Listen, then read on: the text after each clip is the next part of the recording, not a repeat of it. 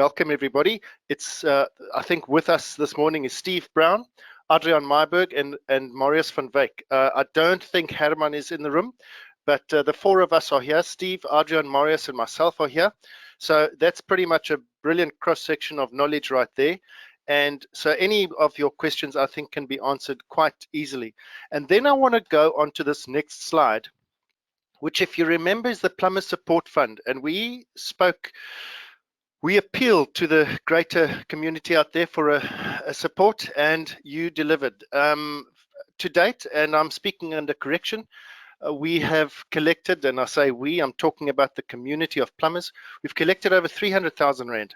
So well done. And that is going to go to guys that have lost their jobs or on short time or whatever. And 300,000 Rand, that is a significant amount of money.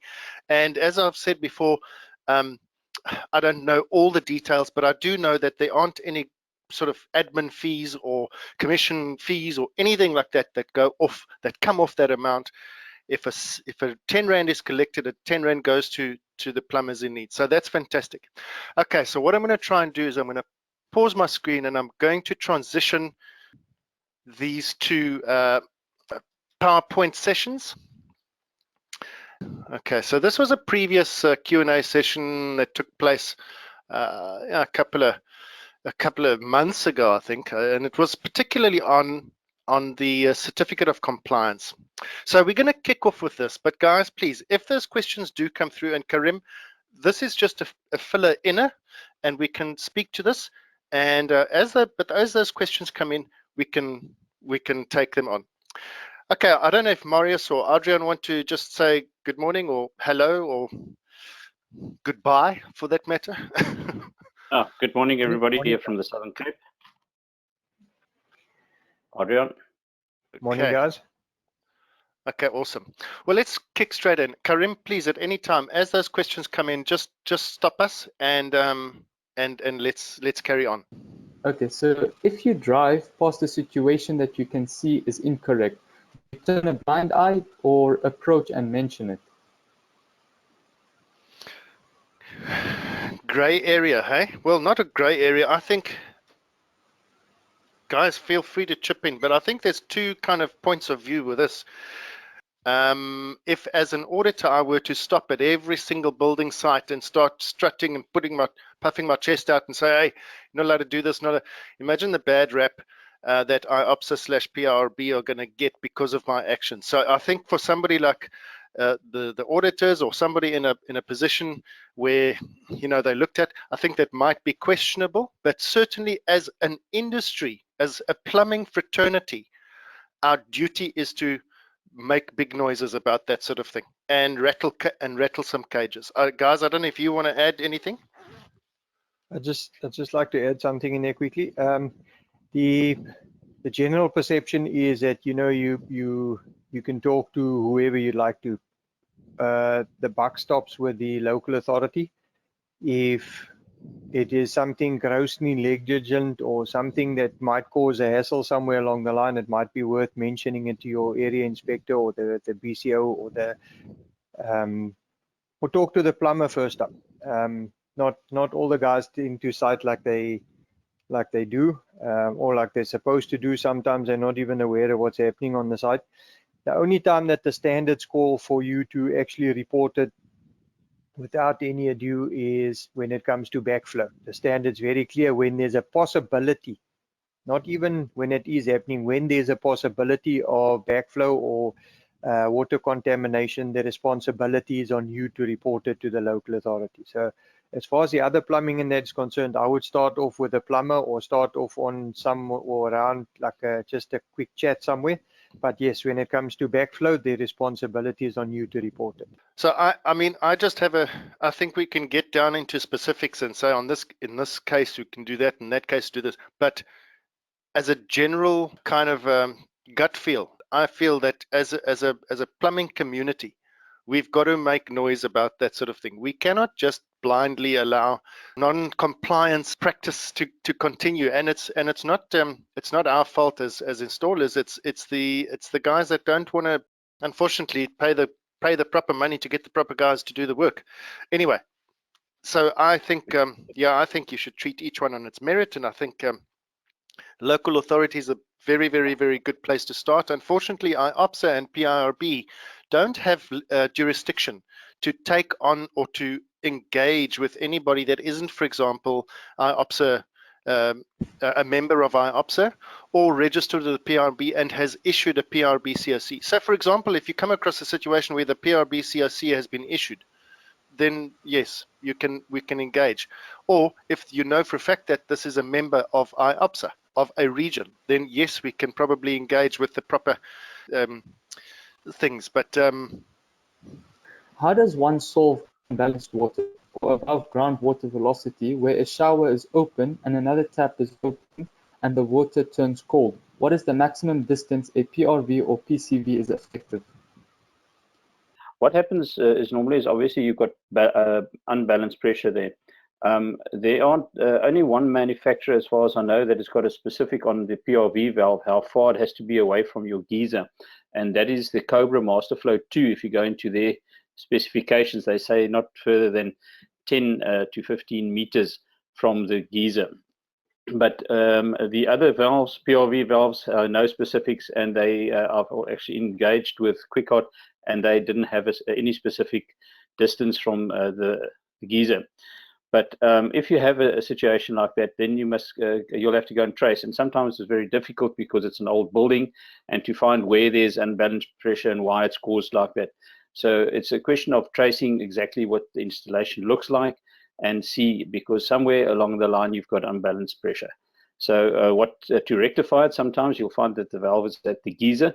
What we've done in the past is then you add an additional one closer to the incoming line to the house, so that you can make sure that all the incoming lines are balanced. That is basically the only thing you can do. I don't know if anybody else has got any advice on that. Yeah, I'll just add that, look, the term balanced pressure is the definition for balanced pressure in the SANS standards is the fact that at any mixing point, the dynamic residual pressure, now let's just break that word down. So dynamic residual pressure means that dynamic means on the move, not static. So it says that something is being used. So a shower is open, somebody is showering, so dynamic. The residual means leftover. And so that means the leftover moving pressure. So what does that mean? It means that if I'm having a shower and somebody opens, because now if we measure the pressure within the system, it is a dynamic pressure that we're measuring. If we were to close all taps and take a measurement, that would be a static pressure measurement. We open a tap or two taps and have a shower, or a mixer and have a shower, that is, the pressure will drop slightly, and that'll be a dynamic pressure in the particular part of the system. Now, when you add the word residual, it means that what's left over. So what's left over is the pressure that you're measuring, but it means under most or all conditions, residual, i.e. what's left over after using something. So now somebody goes and flushes a toilet or opens a tap or does whatever, and the difference pressure at the point where you're measuring it may not vary by more than 20%. In other words, if I'm having a shower and somebody flushes a toilet next to me or in the next bathroom, I may not experience a difference in the pressures between hot and cold, or cold and hot, or overall, for that matter, by more than 20% if I were to measure it.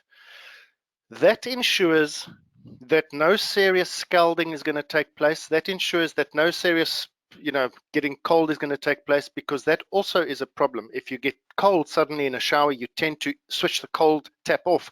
Then stuff rectifies itself, and then hot water comes through and burns you anyway.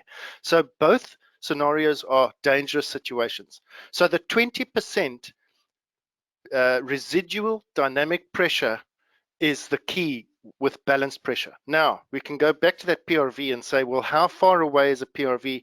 And we know that the PRV distance between it and the points means that you're suffering friction loss in the pipes. Most manufacturers, as Marius said, that do have a maximum recommendation. I don't think you should even consider putting it further than 10 meters away, for example, from your geyser.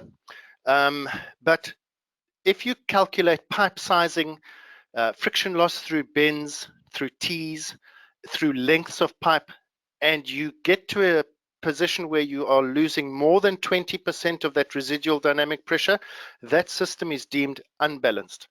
So it's a bit of an exercise. It's not a straightforward, clean answer. It is a little bit of a schlep and an exercise to get to a point where you've got an answer, but it is in black and white, and it is doable. One can do this calculation quite accurately and at least come out with a result that says I am within the constraints of the regulations. So it is doable, and if you want to explore it, we can contact one of us and we can walk you through it, no problem. If you found an old Phoenix valve and you need to replace the valve only 200 kPa, do you change it to a 400 kPa or to a 100 lacto valve? No, you can't change it to a 400 because the assumption is that the geyser is a 200. Well, no, maybe that's the wrong assumption. You can change it to anything equal to or below what the geyser is rated. That's the correct answer, I guess. But you do get Masterflow 200 kPa valves. Something I can add there, Richard, as well, is that, which I neglected to say just now about the balance pressure, is if you have that sort of pressure geyser, 100 kPa, for instance, the Cobra Masterflow, it specifies that you must then have your valve within 1 meter of the geyser, and if it's a 200 kPa, within 2 meters of the geyser, and then 400 kPa within 10 meters. So the important thing I think over there is to go and look at the manufacturer specification and look at the geyser rating, and then you have to match those according to what the standard says and the specification of the manufacturer. So if there's any more questions on that, you're welcome to phone us so we can explain that specific question if you haven't got your answer yet. Okay, and then the next question is, I have a client, estate agent. She sold a house and requested plumbing COC. Please advise if I could provide a COC. Would do an inspection of geyser and what I can see. Arjun or Marius? Yes, okay. Yeah, I've had that quite a few times, and I think it's going to occur more and more as lawyers have normally end up with a problem that they've now done the deed of sale of the house, and there's a problem with the plumbing, and then it comes back to them. So more and more lawyers who are doing the transfers are requesting a plumbing COC. But now our plumbing COC is not designed for a new house, or sorry, for the sale of a property.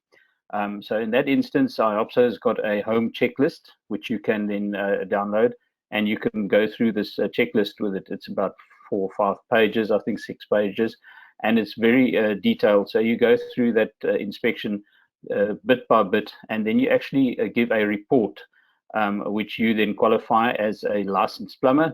This is your report. This is what you've noticed and what you have seen, and that you can then get. But our COC is not designed for that purpose. I think if anybody wants to add, you can add there. That's all I've got on that. Yeah, Arjun will also be able to chip in here with regards to a local authority perspective, but I'll just say that I'm in Cape Town. So Cape Town has its own, Cape Town's bylaw requires that a plumbing COC is issued for sale of property. But to that end, Cape Town, City of Cape Town have provided or made available a particular type of COC, which is not a PIRB COC. So to make it clear, you may not issue a PIRB certificate of compliance for the sale of property on the basis that it is not your work that was carried out. You may do so on your own letterhead, etc. Having said that, we are currently, I say we, there's a couple of us, and I think all of us included on this panel, are working on a sale of property certificate of compliance for the PIRB, but that's in the future. As we stand now, it's not there. So if you are requested or somebody wants a COC from you for a sale of property, it's got to be a specific type of that local authority or on your letterhead. Arjun, I don't know if you want to add anything there.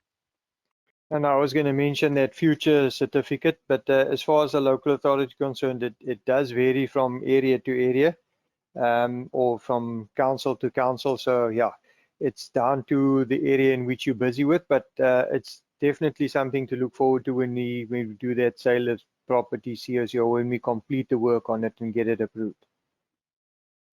Okay, thank you for that. And then the next question is, when installing a water supply pipe against a outside wall and copper pipe cannot be used due to theft, which other pipe can be legally installed, UV protected or resistant? Okay, let me run with this one. So I think it's a multifaceted question. The question isn't 100% correct when you ask which other type of pipe can be used in that situation. I think you should include in that question, how else can I install pipes in that situation? In other words, what about chasing it in? What about, if that's not possible, then what about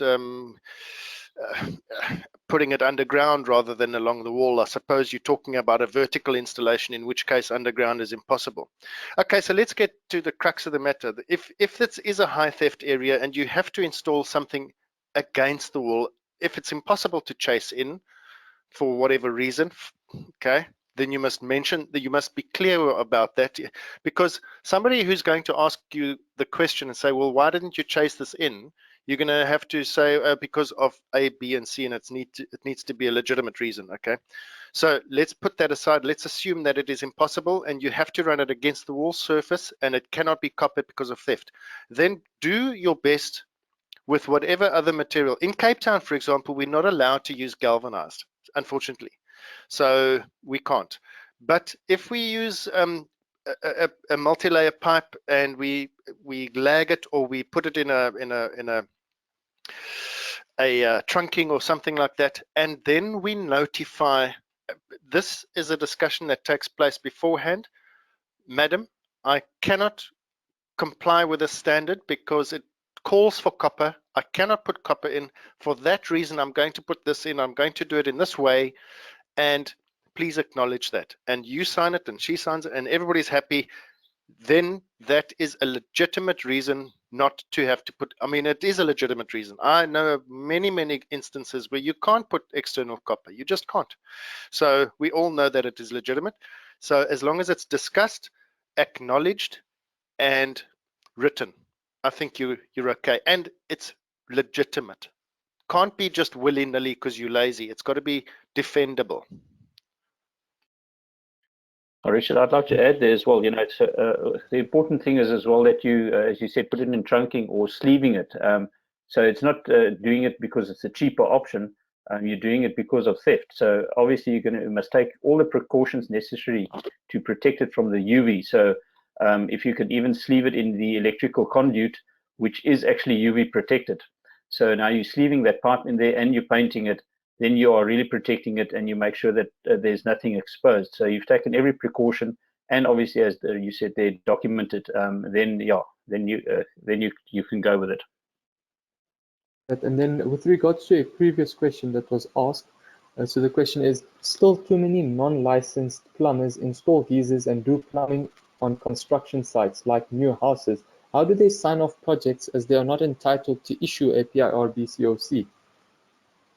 You might not like the answer, but unfortunately there are some members or registered members from various bodies that still sign off on behalf of or for some of these developers using their own semi-skilled or whatever type application or whatever type installer they're using.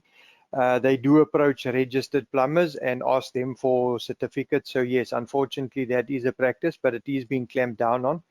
But it's less now than what it used to be. But yes, unfortunately, you do get some of the guys still signing off on behalf of other guys. Yeah, and also it would depend on, and maybe and this is also an answer that, you know, is not going to be universally approved, but maybe there's a bit of skullduggery going on between the local authority and that developer. whereby the proper certificates are not required. And I mean, look, the bottom line is that plumbing is protected. You need to be qualified in order to practice. For certain things, you need to issue PIRB COCs, not for everything. But if the City of Cape Town requires that a PIRB certificate is issued on a new property, well, then so be it. If down the road they don't require that, well, then so be it. But geysers, solars, and heat pumps need it, so that's one thing. But nobody can control what happens, under the table. And I mean, I'm not pointing fingers or anything, but what is the other option? What is the other answer? How do big developments get approved and signed off and occupied without proper controls? I don't know. I don't know. Maybe I'm miskien No, praat Richard, ek net verby. maybe I can add there is that remember, it'll come back and bite you. I've just recently had where a estate agent wanted to sell a property, and the owner said, but I want a plumber to go and inspect it, and they asked me to go and do it. And I did the inspection. The house was a year old, and then there were quite a few non-compliances up in the roof, piping and geyser installation, etc. And I said to the owner, well, this is what I find and what I see. And he pulled out the plumbing certificate of compliance, and he said, what, I've got the certificate. So yes, he went back to the plumber, and the plumber had to rectify. So yes, it will come back and bite you if you are the guy that is signing it off. So just don't do it, because it will come back to you. Yeah, 100%. Couldn't agree more. Don't sign off work that is not your work. Okay, and then the next question is, it is all well good explaining all the necessary work should be carried out by a PIRB or IOPSA registered plumber or company. How are these associations informing the public or non-plumbers that they should be using us? Man, yeah, that is a question we get all the time, and it's a difficult one to answer because it's a difficult one to quantify. Because from if you don't know what goes on behind the scenes, all that I can do is tell you that a lot goes on behind the scenes. An extraordinary amount of work goes on behind the scenes to tackle that very problem, from not necessarily the in your face public thing that costs millions. I mean, think about the kind of money that a company like Coca-Cola has to throw at marketing in order to reach the masses. Now, as a plumbing fraternity, every single person needs plumbing. So if IOPSA, for example, were to try and reach the masses, we would need a marketing budget like Coca-Cola. Obviously, that is absolutely impossible. It cannot be done. So what's the solution? How do we tackle this problem? Well, you go and you drive from big sort of involvement companies that are largely involved in the plumbing fraternity, such as insurers, such as manufacturers, such as big retail, and these are the guys that you preach to, target, insurance brokers, insurance houses. Hey, don't allow this to happen, don't allow that to happen. And I can tell you that for years and years, this very problem has been at the forefront of both IOPSA and PIRB's minds.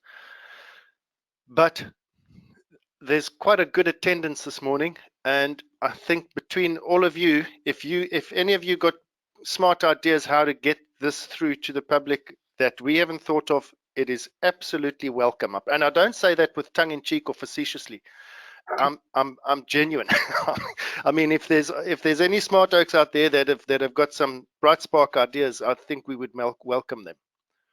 Sorry, Richard, just to add on that, I think if you go back and look at it from the insurance sector, where it was told it would be impossible, that's tightened itself up.